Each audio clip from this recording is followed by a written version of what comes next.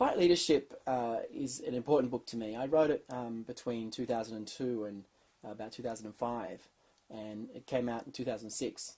And it really captures 10 years of thinking that I did about a really simple question. And that question is, what's the most efficient way to help someone who is stuck?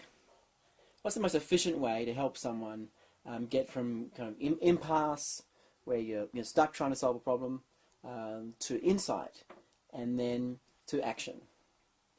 And I developed these ideas over 10 years running workshops and thinking about this kind of one question and observing hundreds and hundreds of interactions where people tried to help each other.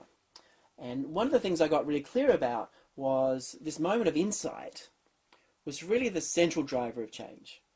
That kind of talking to people was really all about helping another person have an insight. And if people don't have an insight, what you end up doing is sort of trying to cajole or nag or try to convince someone, but there's often very little real change.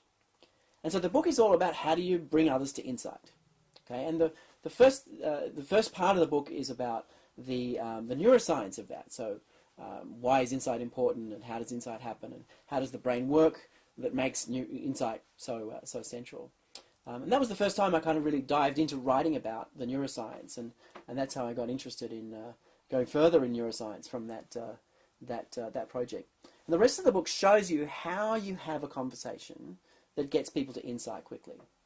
And the goal of the work is to learn how to bring someone from impasse to insight to action in under 5 minutes.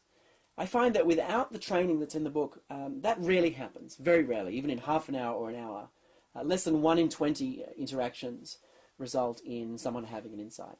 But with the kind of training that's in the book, especially if it's added or includes some one-to-one training, we find that you can get about 75% of interactions to the point where someone has an insight and knows what to do next in literally 5 minutes.